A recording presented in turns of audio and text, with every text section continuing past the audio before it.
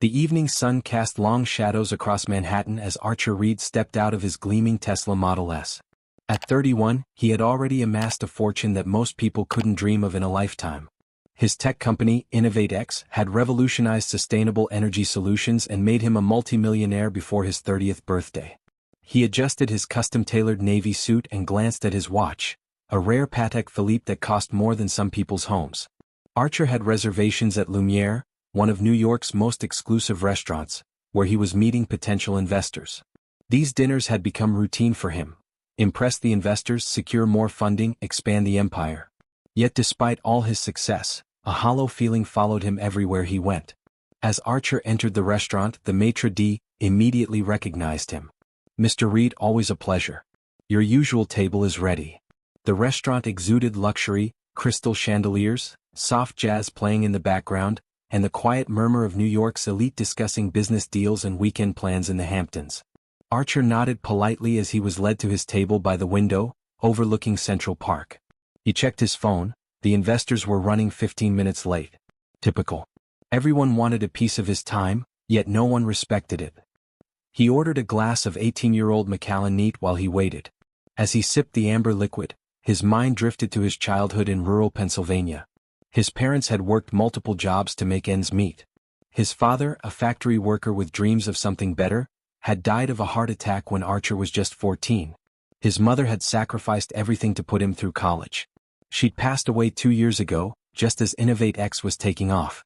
Sometimes Archer wondered if all the success was worth it if he had no one to share it with. His thoughts were interrupted by commotion from a nearby table. Two identical twin girls, around 10 years old, were sitting with an elderly woman who appeared to be their grandmother. The woman looked exhausted and the girls were clearly upset. One of them was openly crying while the other tried to comfort her sister. The grandmother was struggling to calm them down, clearly overwhelmed. Several patrons were giving them disapproving glances. Lumiere wasn't the type of establishment that catered to children, especially emotional ones. Archer noticed how the staff was keeping their distance, unsure how to handle the situation without offending a paying customer. Archer wasn't sure what compelled him to get involved. Perhaps it was the memory of his own mother struggling to manage on her own, or maybe it was just a welcome distraction from his empty existence. Whatever the reason, he found himself standing up and walking toward their table. "Excuse me," he said gently, addressing the grandmother. "Is everything all right? Can I help in any way?" The woman looked up at him with tired, grateful eyes. "I'm so sorry for the disturbance. My granddaughters just received some difficult news, and I'm afraid they're having a hard time processing it." The twins looked up at Archer with identical teary blue eyes. Their faces were framed by the same blonde hair, though one wore hers in a ponytail while the other had a headband. Despite their distress, there was something strikingly familiar about them that Archer couldn't quite place. "I'm Olivia," said the one with the headband, her voice small but composed. "And this is my sister Sophia. She's sad because our mom is in the hospital again, and we don't know when she's coming home." Sophia, still crying, nodded in confirmation. "I'm very sorry to hear that," Archer said, crouching down to their eye level. "My name is Archer. When my mom was sick, I felt sad too." He hadn't planned on sharing something so personal, but something about these girls made him feel unusually open. Sometimes what helps is to talk about happy things even when we're sad. "What makes you too happy?" The question seemed to surprise the girls, momentarily distracting them from their sorrow. "I like playing the violin," Sophia said, her tears subsiding slightly. "And I'm learning a really hard piece right now." Olivia nodded enthusiastically. "And I like painting. I'm doing a big mural in our room at home." Their grandmother looked at Archer with appreciation. "Thank you for your kindness, young man. I'm Eleanor Blackwood. We don't usually come to places like this, but it's the girls' birthday and their mother, my daughter, had promised to take them here before she—" Her voice trailed off, not wanting to upset the girls further. Something clicked in Archer's mind. "Blackwood?" he repeated. "Is your daughter by any chance named Madeline?" Eleanor's eyes widened in surprise.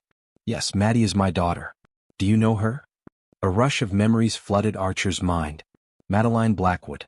They had met 11 years ago during his senior year of college when he was still struggling to get his company off the ground. She was an art student, passionate and free-spirited, everything he wasn't. They had fallen hard and fast for each other, but after 6 intense months, she had ended things abruptly, saying she needed to focus on her art career. He had been devastated but threw himself into building his company to numb the pain. "We knew each other in college," Archer said carefully, his eyes now studying the twins more intently. 10 years old. The timing would be right. And those eyes, they were his mother's eyes, the same unusual shade of blue that he saw in the mirror every day. His heart began racing as the implications sank in. Could it be possible? Had Madeline left him because she was pregnant? Had she kept his daughters from him all these years? Eleanor seemed to read his thoughts. She looked more closely at Archer, recognition dawning on her face. "Reed. You're Archer Reed. Maddie mentioned you many times over the years." The girls were listening to this exchange with growing curiosity. "Do you know our mom?" Olivia asked, her eyes brightening with interest. Before Archer could formulate a response, Eleanor continued, her voice lowered so only he could hear. "Perhaps we should discuss this privately, Mr. Reed. The girls have been through enough today." Archer nodded, trying to maintain his composure despite the earthquake happening within him. "Would you mind if I join you for dinner?" he asked, addressing all three of them. "I'd love to hear more about your violin piece, Sophia, and your mural, Olivia."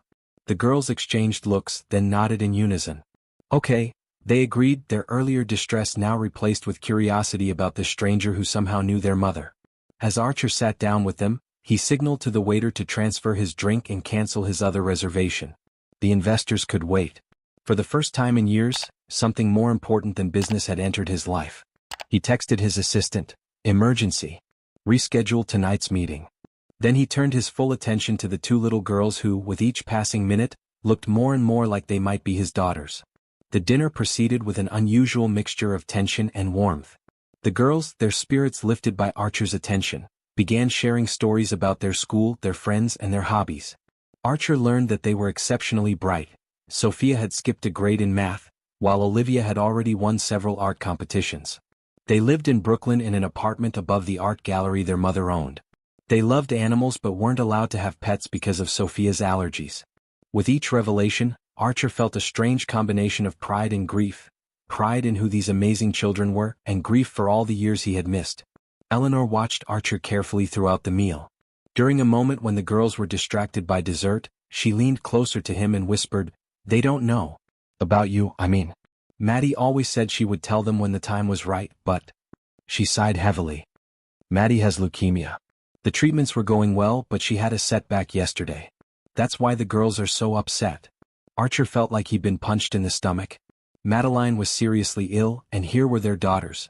He was becoming increasingly certain they were his, celebrating their birthday without their mother. "Why didn't she ever tell me?" Archer asked, unable to keep the hurt from his voice. Eleanor's expression softened. "She tried to at first. She went to your apartment, but you had already moved out. Then she heard you had gone to California for a startup incubator. She wrote letters that were returned. After a while, she convinced herself you were better off without the burden of an unexpected family while you were building your career. She followed your success in the news though. The girls have a scrapbook of articles about you, though they don't know the connection. Maddie always planned to tell them and you when they were older." Archer struggled to process this information. He had indeed moved abruptly after their breakup, too heartbroken to stay in their college town where everything reminded him of Madeline. And he had spent nearly a year in Silicon Valley before returning to New York to establish his company headquarters. Had fate really conspired to keep him from knowing about his own children for an entire decade? Or had Madeline not tried hard enough to find him? The questions swirled in his mind, but looking at the twins happily sharing a chocolate soufflé, he knew that assigning blame was less important than figuring out what to do now. "May I visit Madeline in the hospital?" Archer asked Eleanor. "And, if it's true, if they are mine, I want to be in their lives.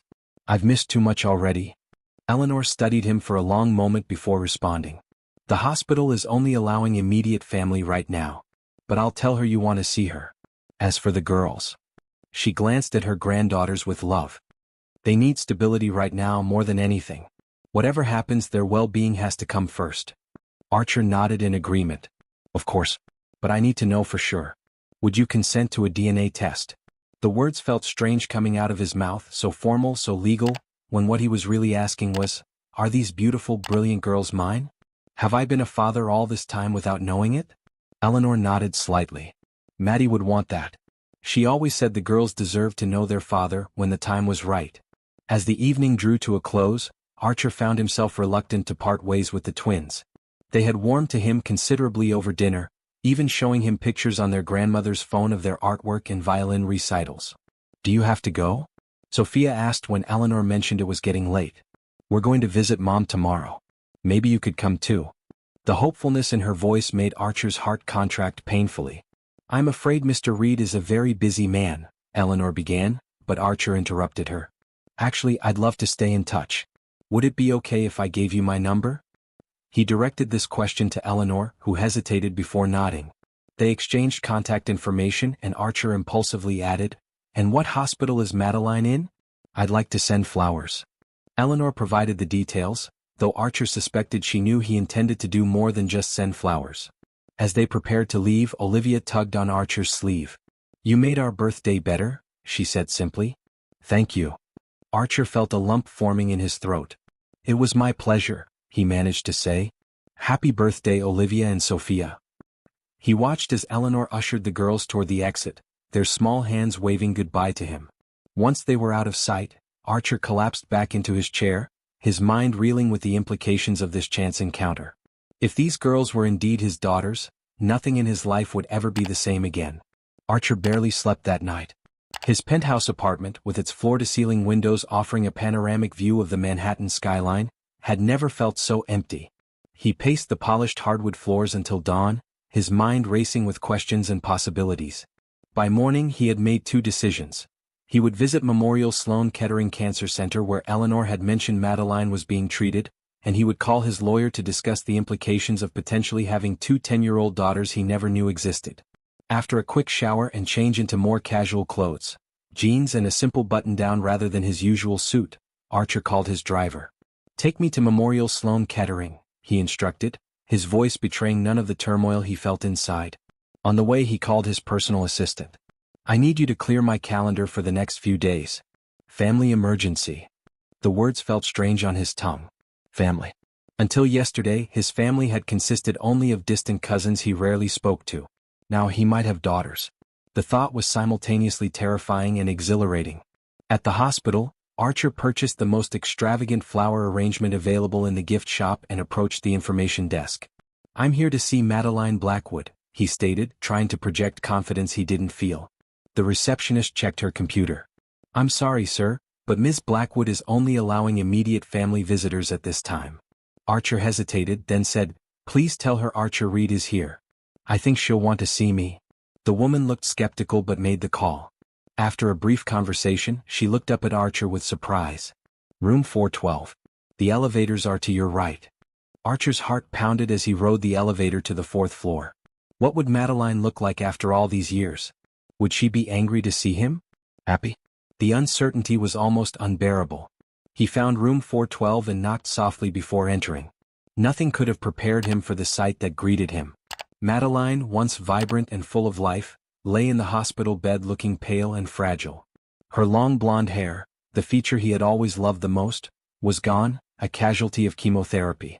But her eyes, those expressive hazel eyes, were the same, and they widened in shock when she saw him. "Archer," she whispered, her voice weak but unmistakably hers. "You came." He approached her bedside, setting the flowers on the table. "Maddie," he said, her old nickname slipping out automatically. "I met the girls last night. At Lumiere. They were with your mother." Madeline closed her eyes briefly as if gathering strength. "Eleanor told me. It's not how I wanted you to find out." The unspoken confirmation hung in the air between them. "So they are mine?" Archer asked, though he already knew the answer. Madeline nodded slowly. "Yes. Olivia and Sophia are your daughters." Despite having suspected it, hearing the truth spoken aloud sent Archer reeling. He sank into the chair beside her bed. "Why didn't you tell me, Maddie? All these years." His voice cracked with emotion. Madeline reached for his hand, her own thin and weakened by illness. "I tried at first.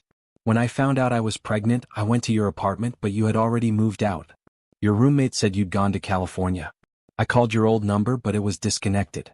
I even tried contacting your mother, but she was ill then too, and I didn't want to burden her."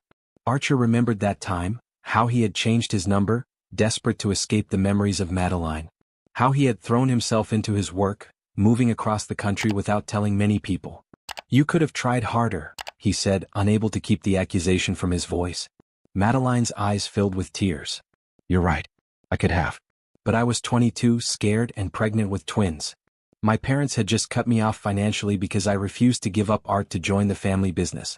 And then I heard about your startup, how well you were doing. I convinced myself you were better off without us holding you back. Her words cut deep, but Archer could see her perspective. He had been laser-focused on his career then, working 18-hour days to get his company off the ground. Would he have been ready for fatherhood? He wasn't sure. That wasn't your decision to make alone, he said finally. They're my daughters too. I had a right to know them. Madeline nodded, tears spilling down her cheeks. You're right. It was selfish of me. But I always planned to tell you and them when the time was right. And then I got sick and everything changed. Archer's anger dissolved in the face of her obvious suffering. How bad is it? He asked softly. Madeline attempted a smile that didn't reach her eyes. Not great. The cancer is aggressive. The treatment was working, but this latest setback. She trailed off, leaving the implications unspoken. Archer felt a cold dread settling in his stomach. What about the girls? What will happen to them? Madeline looked away, out the window where the morning sun cast long shadows. My mother has been helping, but she's 72. She can't raise two energetic girls on her own. I've been trying to make arrangements, but it's complicated. Without thinking, Archer blurted out, I'll take them. The words surprised even him, but as soon as he said them, he knew they were true. If something happens to you, they're my daughters. I want to raise them. Madeline studied his face as if searching for signs of insincerity. You don't even know them, Archer. Your life isn't set up for children. What about your company, your travels, your... She hesitated. Is there someone special in your life? A wife or girlfriend who might have an opinion about suddenly becoming a stepmother to twin girls? Archer shook his head. There's no one serious. There hasn't been since. He didn't need to finish the sentence. Since you. And yes, my life would change. But it should have changed 10 years ago. I've missed enough of their lives already. Madeline seemed to be weighing his words carefully. They're amazing, Archer. So smart, so kind. You'd be proud of them. Her voice caught. I've shown them your interviews in tech magazines. Told them about the brilliant man who's changing the world with sustainable energy. I just never told them that man was their father. A nurse entered the room, interrupting their conversation. Time for your medication, Ms. Blackwood? She gave Archer a pointed look. And you should keep visits short. Miss Blackwood needs her rest. Archer stood reluctantly. I'll come back tomorrow, he promised Madeline. And, would it be okay if I spent some time with the girls?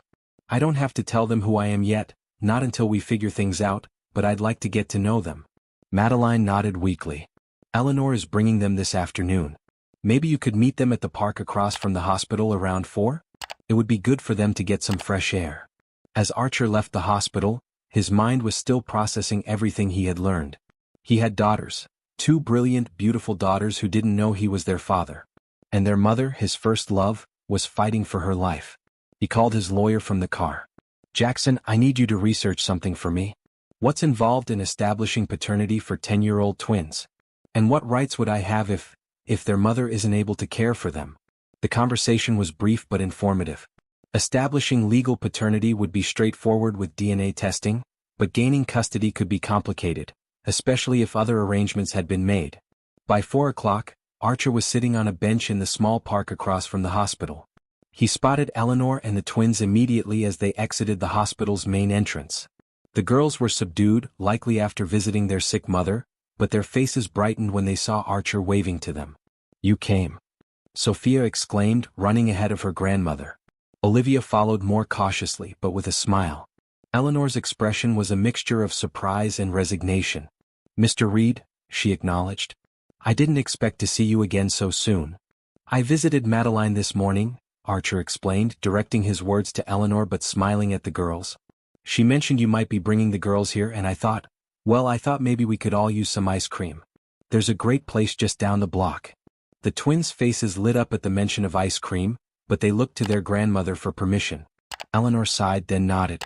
I suppose that would be all right. We could all use something sweet after such a difficult day. As they walked to the ice cream parlor, the twins naturally fell into step on either side of Archer, chattering away about their visit with their mother. Mom looks really tired, but she said the doctors are helping her get better, Olivia explained, her voice containing equal measures of hope and worry. She liked the drawings we brought her, Sophia added. She said they were the best medicine. Archer listened, his heart aching for what these children were going through, and for the fact that he hadn't been there to support them until now. At the ice cream shop, Archer watched in amusement as the girls deliberated over their choices with the seriousness of scientists making a crucial discovery. Sophia eventually settled on strawberry with rainbow sprinkles, while Olivia chose mint chocolate chip. "What's your favorite flavor, Mr. Reed?" Olivia asked as they sat at a small table by the window. "Call me Archer," he said, smiling. "And I've always been partial to butter pecan." Sophia wrinkled her nose. "That's an old person flavor," she declared, making Archer laugh out loud, a genuine laugh that surprised him with its ease. Eleanor watched their interaction with guarded interest. When the girls became absorbed in their ice cream, she leaned toward Archer and spoke in a low voice. "Maddie told me you visited her. She also mentioned you know the truth now." Archer nodded, keeping his voice equally quiet. "I want to be part of their lives, Mrs. Blackwood. I've missed too much already." Eleanor studied him, her expression softening slightly. "I can see that. But these girls have been through enough upheaval. Whatever happens, it needs to be handled delicately." "Agreed," Archer said. "I don't want to confuse or upset them. But with Madeline's condition..." He couldn't bring himself to finish the thought. Eleanor's eyes filled with tears, which she quickly blinked away before the girls could notice. "We're hoping for the best," she said firmly. "Maddie is strong. She's beaten this before." Archer nodded, though they both knew the situation was dire. "Either way," he said, "I'm not going anywhere. Not this time." After ice cream they walked through the park together.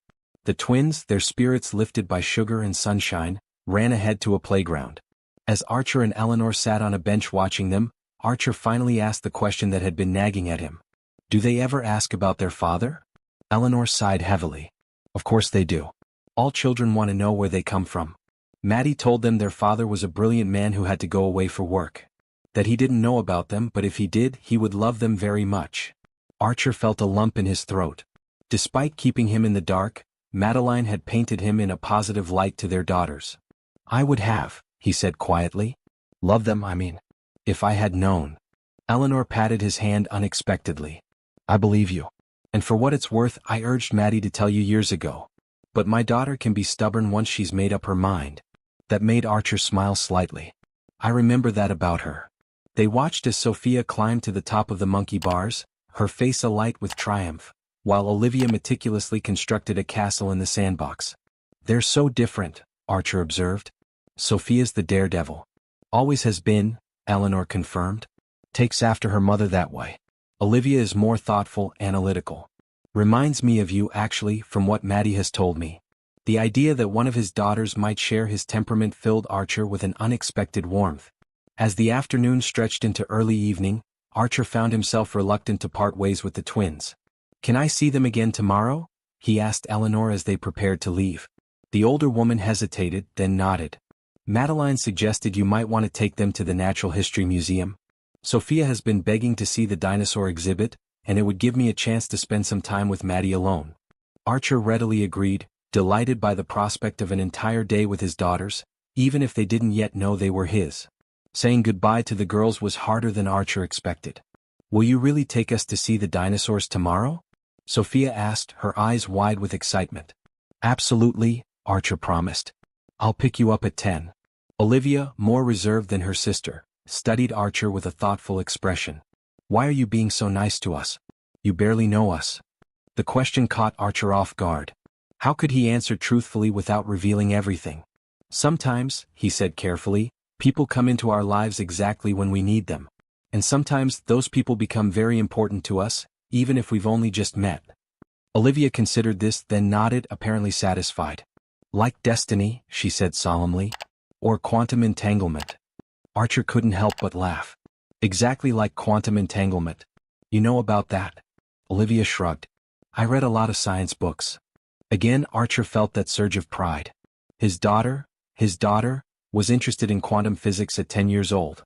After they left, Archer found himself standing alone in the park, watching the sun begin its descent behind the Manhattan skyline. His life had been completely upended in less than 24 hours, yet strangely, he felt more grounded than he had in years. He had a purpose now beyond making money and expanding his company. He had 2 daughters to get to know, to protect, to love. And he had Madeline to reconcile with, the woman who had broken his heart and given him the greatest gift imaginable, all at once. As he walked back to his car, Archer's phone buzzed with notifications from work. Urgent emails, meeting requests, decisions that couldn't wait. For the first time in his career he ignored them all. Some things were more important than business.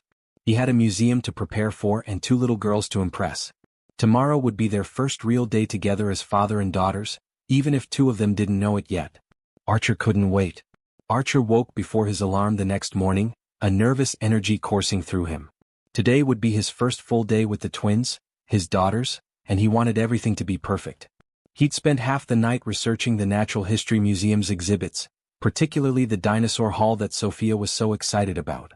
He'd even called ahead and arranged for a private guide, one of the museum's paleontologists, to give them a special tour.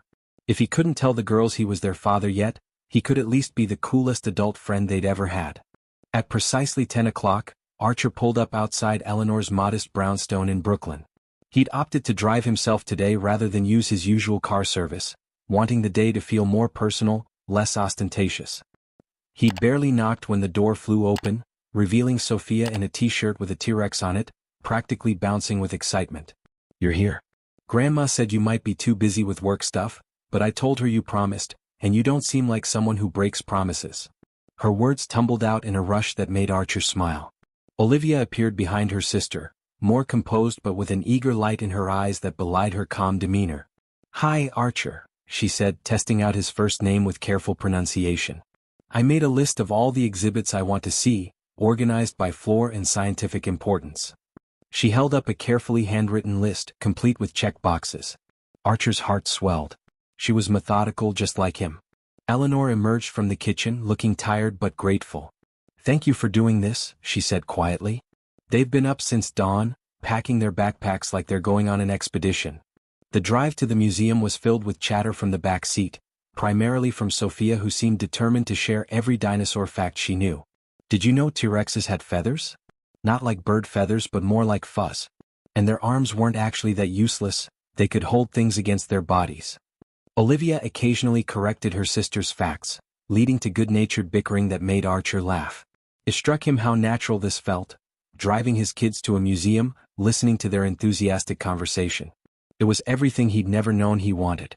At the museum, Archer presented the tickets for their special tour, enjoying the look of surprise on the girls' faces. "We get our own scientist guide?" Sophia gasped, eyes wide. "That's so cool." Olivia looked equally impressed but managed a more restrained response. "That was very thoughtful of you to arrange," she said solemnly, sounding older than her 10 years. Their guide, Dr. Martinez, appeared moments later, a friendly woman with a contagious enthusiasm for paleontology. "I understand we have some dinosaur enthusiasts here today," she said, smiling at the twins. "Well, you're in for a treat. We're going to see some specimens that aren't even on display to the general public." For the next 2 hours, Archer watched in amazement as his daughters absorbed every word Dr. Martinez said. Sophia asked dozens of questions, while Olivia took careful notes in a small notebook she'd brought along. Occasionally, one of them would grab his hand to pull him toward a particularly interesting fossil or display, the gesture so natural and unconscious it made his throat tight with emotion. These brilliant, curious children were his, and they didn't even know it yet. The weight of the secret he was keeping felt heavier with each passing hour. During a break for lunch in the museum cafe, Olivia fixed Archer with her analytical gaze. "You know our mom, right? From college?" The question caught him off guard and he nearly choked on his sandwich. "Yes," he admitted once he'd recovered. "We were close friends." Sophia leaned forward, suddenly interested. "Mom never talks about her college friends. What was she like back then?" Archer hesitated, unsure how much to share. "She was an amazing artist," he said finally. "Full of life and creativity. She could see beauty in things everyone else overlooked." The girls exchanged a significant look. "That sounds like Mom," Sophia said with a small smile. "Did you ever see her paintings from back then?" Archer nodded, memories washing over him. "I did. I actually still have one she gave me. It's hanging in my apartment." This wasn't strictly true. The painting was in storage with other belongings he hadn't been able to part with after their breakup. But he made a mental note to find it as soon as possible. "Can we see it sometime?" Olivia asked, her voice casual but her eyes intent. "She doesn't let anyone see her old work. Says it's embarrassing." "I'd like that," Archer said, his voice thick with suppressed emotion. Maybe you could both come over sometime. I have a great view of the city from my place. He immediately wondered if that sounded strange, inviting children he supposedly barely knew to his home. But the girls didn't seem to find it odd. Cool, Sophia said enthusiastically. Do you have a pool? Our friend Zach has a pool in his building. Archer laughed, relieved by the shift to safer territory. I do actually. And a game room. This earned him approving nods from both girls. After lunch, they explored the rest of the museum, Archer letting the twins lead the way based on Olivia's meticulously planned itinerary. In the Hall of Ocean Life, beneath the massive blue whale suspended from the ceiling, Sophia turned to Archer with a thoughtful expression. Our mom is really sick, she said abruptly. The doctors say she's going to get better, but Grandma cries when she thinks we're asleep. Are grown-ups not supposed to tell kids when bad things might happen? The question hit Archer like a physical blow. How could he answer that? I think, he said carefully, that grown-ups sometimes want to protect the people they love from painful truths. It doesn't mean they're lying exactly. They're just hoping that if they believe hard enough in the good outcome, it will happen. Olivia, who had been quietly listening, nodded in understanding. Like Schrodinger's cat. If you don't open the box, all possibilities still exist. Archer couldn't help but smile at her reference. Something like that, yes. Sophia looked between them, clearly not following. Who's Schrödinger and why is his cat in a box? This launched Archer into an explanation of quantum physics simplified for a 10-year-old, which somehow led to an impromptu demonstration using their lunch containers and napkins in the middle of the museum hall. Other visitors gave them curious glances as Archer enthusiastically explained superposition while the twins giggled at his increasingly elaborate metaphors. For a few precious minutes, they were just a normal family having fun together, the shadow of illness and secrets temporarily lifted. By late afternoon, the twins were showing signs of fatigue, though they both stubbornly denied being tired. Just one more exhibit, Sophia pleaded as Olivia stifled a yawn.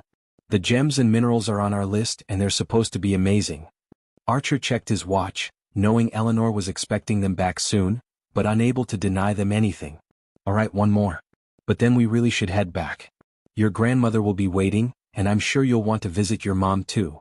In the Hall of Gems and Minerals, the girls pressed their faces against glass cases containing glittering specimens from around the world. I'm going to be a geologist when I grow up, Sophia declared, her breath fogging the glass in front of a massive amethyst geode. Yesterday you were going to be a paleontologist, Olivia reminded her with a sisterly eye roll. And the day before that, an astronaut. Sophia shrugged, unperturbed. I contain multitudes, she said with a grin, clearly quoting something she'd heard an adult say. Archer watched them with a mixture of amusement and profound love. How had these incredible children come from him? He'd always been so focused, so single-minded in his pursuits. Yet here was Sophia, with her boundless enthusiasm and constantly shifting passions, and Olivia with her quiet intensity and methodical approach to everything. They were so different from each other and from him in many ways, yet he could see himself in both of them, in Olivia's analytical mind and in Sophia's determination. As they made their way back to the car, both girls grew quiet, the excitement of the day catching up with them. Thank you for today, Olivia said as Archer helped her with her seatbelt. It was the most fun I've had since Mom got sick. The simple statement squeezed Archer's heart. It was my pleasure, he said sincerely. I had fun too. More fun than I've had in, well, a very long time. In the rearview mirror, he could see Sophia already dozing off, her head lolling against the window. Olivia watched her sister with a protective expression that seemed too mature for her age. She pretends to be braver than she is, Olivia said softly, noticing Archer's gaze in the mirror. She cries at night sometimes but never wants Grandma to know. She thinks she has to be the strong one. Archer swallowed hard. And what about you? He asked gently. Who do you get to be strong for? Olivia considered this question with her characteristic thoughtfulness. I write everything down, she said finally. All my feelings, all my fears. Mom says that's my way of being brave, facing the scary things by putting them on paper where I can see them. The drive back to Brooklyn was mostly quiet, with Sophia asleep and Olivia gazing out the window, occasionally pointing out interesting buildings or asking questions about parts of the city she wasn't familiar with. As they approached Eleanor's brownstone, Archer felt a growing reluctance to let the day end. These precious hours with his daughters had only made him more certain that he needed, to be part of their lives permanently, not just as a friendly acquaintance of their mother's. Eleanor was waiting on the front steps, a worried expression on her face that immediately set off alarm bells in Archer's mind. He parked quickly and helped the now-awake Sophia out of the car while Olivia gathered her backpack. "Is everything okay?" he asked Eleanor in a low voice. She shook her head slightly. "Maddie had a rough day. The doctors are adjusting her medication, but—" She glanced meaningfully at the twins, indicating she couldn't say more in front of them. "Girls, why don't you go inside and wash up?" Eleanor suggested. "Then we can get ready to visit your mother." The twins, sensing the tension, didn't argue. They thanked Archer again for the museum trip, with Sophia giving him an impulsive hug that nearly undid him completely. Once they were inside, Eleanor turned to Archer with tear-filled eyes. "It's happening faster than the doctors expected. The new treatment isn't working. They're talking about weeks now, not months." Archer felt as though the ground had dropped out from beneath him. "Weeks?" he repeated, his voice hollow. "But she seemed— yesterday she was talking, she was lucid." Eleanor nodded sadly. "Maddie has always been good at putting on a brave face. She didn't want to worry the girls or you. But she asked me to give you this." She handed Archer an envelope with his name written on it in Madeline's distinctive handwriting. "She also asked if you could come to the hospital tonight, after the girls have gone home. She wants to talk to you about their future." With shaking hands, Archer took the envelope. "Of course. I'll be there." He wanted to open the letter immediately but felt it would be disrespectful to do so in front of Eleanor. Would it be appropriate for me to visit with all of you tonight? Or would that be too confusing for the girls?" Eleanor considered this. "Actually, I think they'd like that. They haven't stopped talking about you since yesterday. It's the first time I've seen them genuinely excited about anything in weeks." Archer promised to meet them at the hospital later, then returned to his car. Once alone, he carefully opened the envelope Eleanor had given him. Inside was a single sheet of paper covered in Madeline's flowing script, though it was shaky in places, betraying her weakened condition. "Archer," the letter began, "I have so many regrets, but my biggest is keeping Olivia and Sophia from you. I told myself I was doing what was best for everyone, but the truth is I was scared. Scared of disrupting your life, scared of rejection, scared of sharing the two people I love most in the world. It was selfish and I'm sorry. Our daughters are extraordinary and they deserve to know their father, a man who has achieved incredible things and who, I believe, will love them as fiercely as I do. I'm asking you now, while I still can, to promise me you'll be there for them. Not just financially but truly present in their lives. They're going to need you in the days ahead. All my love, Maddie." Tears streamed down Archer's face as he read and reread the letter. Whatever anger or resentment he might have held on to dissolved completely. All that mattered now was supporting Madeline in her final days and being there for their daughters. He started the car and drove toward his apartment, needing to shower and collect himself before returning to the hospital. As he drove, he made hands-free calls to his executive team, informing them he would be taking an extended leave of absence for family reasons. The details could wait. Right now his priority was clear. That evening, Archer met the twins and Eleanor at the hospital. The girls were subdued after visiting their mother, but their faces brightened when they saw him waiting in the lobby. "You came back," Sophia said, sounding almost surprised. "I told you he would," Olivia responded, giving Archer a knowing look that suggested she had somehow figured out he was more important to their family than they had initially let on. Eleanor looked exhausted, the weight of her daughter's illness and her responsibilities to her granddaughters clearly taking a toll. "Would it be okay if I took the girls for some dinner while you visit with Madeline alone?" Archer suggested. "There's a decent restaurant across the street and I could have them back in an hour." Eleanor looked relieved at the offer. "That would be wonderful, thank you. Just keep your phone handy in case anything changes."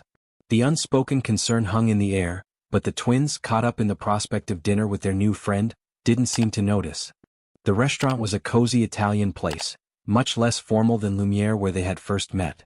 Over pasta and garlic bread, Archer found himself fielding increasingly personal questions from the twins. "Do you have any kids?" Sophia asked bluntly, twirling spaghetti around her fork. Archer nearly choked on his water. "No," he said truthfully. "I don't have any children." The unspoken, that I knew about, hung silently in his mind. "Why not?" Sophia pressed, earning an elbow from her sister. "Sophia. That's rude. Maybe he just hasn't met the right person yet." Archer smiled at Olivia's attempt at maturity. "It's okay. And you're right, Olivia. I haven't found the right person. At least, not since your mother." The words slipped out before he could stop them. Both girls froze, their forks suspended midway to their mouths. You and Mom? Sophia asked, her eyes wide. Were you like, boyfriend and girlfriend? Archer hesitated, unsure how much to reveal without discussing it with Madeline first. We were close, he said carefully. Very close. But we were young and our lives went in different directions. The twins exchanged one of their silent communications that seemed to convey an entire conversation in a single glance. Is that why you're helping us now? Olivia asked. Because you and Mom used to be together? Archer nodded, grateful for the reasonable explanation she had provided. Partly yes. When I saw you at the restaurant, I had no idea you were Madeline's daughters. But once I found out, I wanted to reconnect with her and with you too. This was true as far as it went. Sophia looked thoughtful, a rare expression for her normally animated face. Mom has a picture of a man she keeps in her special box. She thinks we don't know about it, but we found it once when we were looking for birthday presents. The man looks kind of like you but younger. With longer hair. Archer felt his heart rate accelerate. Madeline had kept his photo all these years? That might have been me, he admitted. I did have longer hair in college. Not my best look, honestly. The conversation was interrupted by Archer's phone ringing. It was Eleanor. You should come back, she said, her voice tight with emotion. Maddie is asking for all of you. The urgency in her tone made Archer immediately signal for the check. We'll be right there, he promised. He hung up and looked at the twins, trying to keep his expression calm despite the panic rising within him. Your grandmother says your mom wants to see us. We should head back now. The girls, sensing the shift in atmosphere, didn't protest. They gathered their things quickly and followed Archer back to the hospital. In the elevator, Sophia slipped her small hand into Archer's, a gesture so natural and trusting it nearly broke him. On his other side, Olivia stood straight and tall, her face composed but her eyes revealing her fear. It's going to be okay, Archer said softly, squeezing Sophia's hand and placing his other hand gently on Olivia's shoulder. No matter what happens, I promise you won't be alone. He meant it with every fiber of his being. When they reached Madeline's room, they found her propped up in bed, looking pale but surprisingly alert. Eleanor sat beside her, holding her hand. The tableau struck Archer as both beautiful and devastating, mother and daughter supporting each other through the unimaginable. Madeline's face brightened when she saw the twins, her arms opening to welcome them. My precious girls, she said as they rushed to her bedside. Did you have a nice dinner with Archer? They nodded, both suddenly shy in the face of their mother's fragility. Madeline's eyes met Archer's over the tops of their daughters' heads. Archer, she said softly. Thank you for coming back. The weight of those simple words hung between them, an acknowledgement of his return not just to the hospital, but to their lives after so many years away. Always, he replied, moving closer to the bed. Madeline turned to the twins with a serious expression. Olivia, Sophia, there's something important I need to talk to you about. Something I should have told you a long time ago. Archer felt his breath catch. Was she going to tell them now? He wasn't prepared. But Madeline's next words reassured him. Archer isn't just an old friend from college. He was very special to me, the most special person in my life before you two came along. The twins listened attentively, Sophia nestled against her mother's side while Olivia stood at attention, her analytical mind clearly processing every word. And he's going to be very special to you too in the days ahead. I've asked him to help Grandma look after you and he's agreed. Like a guardian? Olivia asked, her vocabulary as always impressive for her age. Madeline nodded. Something like that, yes. Someone who will be there for you no matter what. She glanced at Archer again, a silent communication passing between them. Not yet, her eyes seemed to say. Not everything at once. Archer understood. The girls were dealing with enough right now. The full truth could wait a little longer. Sophia looked from her mother to Archer and back again. Is this because you're getting worse instead of better? She asked bluntly. The question hung in the air, its innocent directness cutting through the careful euphemisms the adults had been using. Madeline's eyes filled with tears, but she didn't lie. The medicine isn't working the way we hoped, sweetheart. And yes, I want to make sure you and your sister are taken care of, no matter what happens. Olivia's composure finally broke, tears spilling down her cheeks. But you're going to get better. You have to. Madeline pulled her closer, encompassing both twins in her embrace. I'm fighting as hard as I can, my love.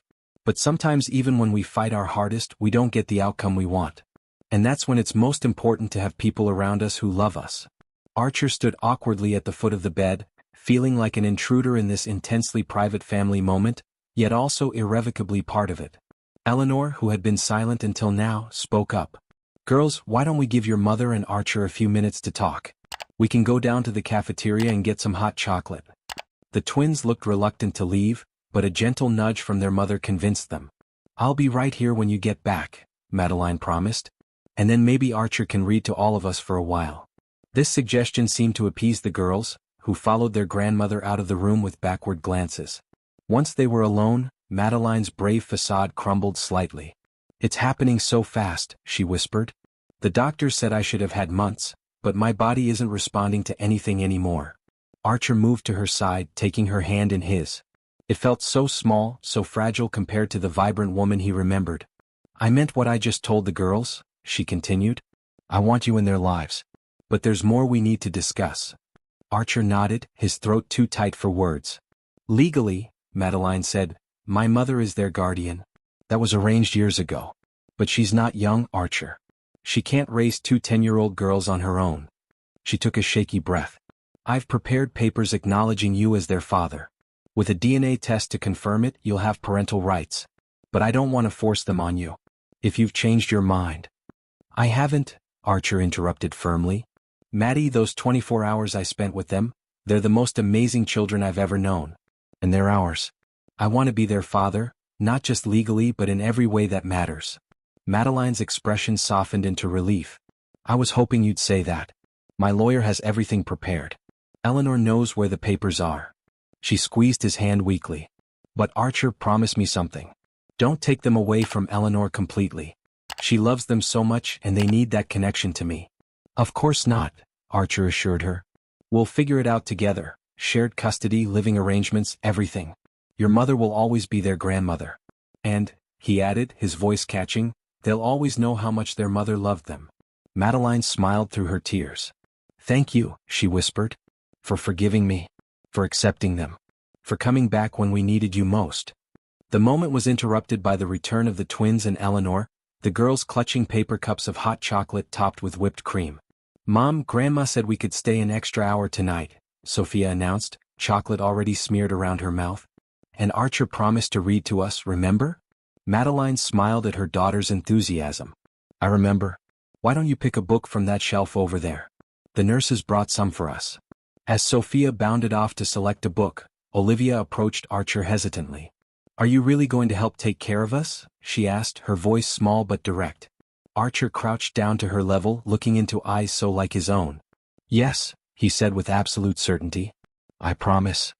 Olivia studied his face with that penetrating gaze that seemed to see right through to his soul. Whatever she found there must have satisfied her, because she nodded once, decisively, before joining her sister at the bookshelf. For the next hour, Archer sat beside Madeline's bed, reading from the book the twins had selected, a fantasy novel about a brother and sister who discovered they had magical powers. The girls squeezed onto the bed with their mother, while Eleanor sat in a chair on the opposite side. To any observer, they might have looked like a normal family having a bedtime story. Only Archer and the adults knew how fragile and precious this moment truly was, a brief interlude of peace before the storm that was coming. 3 weeks later, Archer stood between Olivia and Sophia, each holding one of his hands as they gazed at the simple headstone. Madeline Grace Blackwood. Beloved mother, daughter, and artist. Forever in our hearts. The autumn leaves swirled around their feet as they placed fresh flowers at the grave. Madeline had slipped away peacefully 5 days after their reading session in the hospital, with her family surrounding her. Her final words to Archer had been, "Tell them when the time is right." That time had come sooner than expected. The night after the funeral, Sophia had found the old photo album in Madeline's studio while helping Eleanor pack some things. The photo of young Archer with his arm around Madeline had fallen out, along with a handwritten letter Madeline had prepared for the twins explaining that Archer was their father. The confrontation that followed had been tearful but ultimately healing. The girls, in their different ways, had processed the revelation, Sophia with a burst of questions and emotions, Olivia with quiet contemplation followed by logical inquiries about what would happen next. Now, 2 weeks after learning the truth, they were settling into a new routine. Archer had purchased a brownstone just a few doors down from Eleanor's, ensuring the girls could maintain their relationship with their grandmother while building one with their father. He had taken an indefinite leave from active management of his company, appointing his trusted COO to handle day-to-day operations while he focused on being a parent. The transition wasn't always smooth. Archer was learning that millions in the bank couldn't solve the challenge of detangling his daughter's hair or mediating their sisterly disputes, but every day brought new discoveries and deeper bonds. "I think Mom would be happy now," Sophia said softly, breaking the contemplative silence at the gravesite. "She always wanted us to know you." Archer squeezed her hand gently. "I think so too, kiddo." Olivia, ever practical, looked up at him with those analytical eyes that reminded him so much of himself. "We should plant wildflowers here in the spring," she suggested. "Mom always said gardens were more interesting when you let them grow a little wild." Archer nodded, his throat tight with emotion. "That's a perfect idea." Eleanor joined them, laying her own bouquet beside the girls. The four of them stood together, an unlikely family forged through loss but sustained by love. As they turned to leave, Sophia suddenly asked, "Can we get ice cream? Mom would want us to have ice cream." Archer and Eleanor exchanged glances, then smiled in agreement. "Absolutely," Archer said. "Your mom never could resist a good ice cream cone." As they walked back toward the cars, Olivia slipped her hand back into Archer's. "Dad?" she said, testing out the word that still felt new on her tongue. "I finished that book on quantum physics you gave me. Could we maybe do some experiments this weekend?" Archer felt his heart swell with love and pride. "Nothing would make me happier," he replied. On his other side, Sophia was already planning which flavor to order, her natural exuberance returning bit by bit. Archer looked from one daughter to the other, then up at the clear blue sky. 10 days ago, he had been a lonely millionaire with nothing but his work to fill the emptiness in his life. Now, by some miracle of fate and circumstance, he was a father with two extraordinary daughters who were teaching him what truly mattered. As they reached the cars, Eleanor caught his eye and nodded approvingly as if to say, "You're doing fine." And for the first time since finding out about his daughters, Archer truly believed that everything would be okay. Not perfect, not without challenges, but okay. And that was enough. If you're enjoying this video and want more content like this, make sure to hit that subscribe button and turn on the notification bell. That way you won't miss out on any of the amazing stories/videos we have coming up. Your support really helps the channel grow and keeps us bringing you more of what you love. Thank you. This story touched many of us here and we hope it moved you too. If you enjoyed this content and would like to support the channel, you can now use YouTube's Super Thanks feature. Just click the button below. Also, we'd love to hear your thoughts in the comments. What was your favorite moment in this story? Have you ever experienced an unexpected family reunion? And please share this video with someone who might need a reminder about the power of second chances and family bonds. See you in the next video.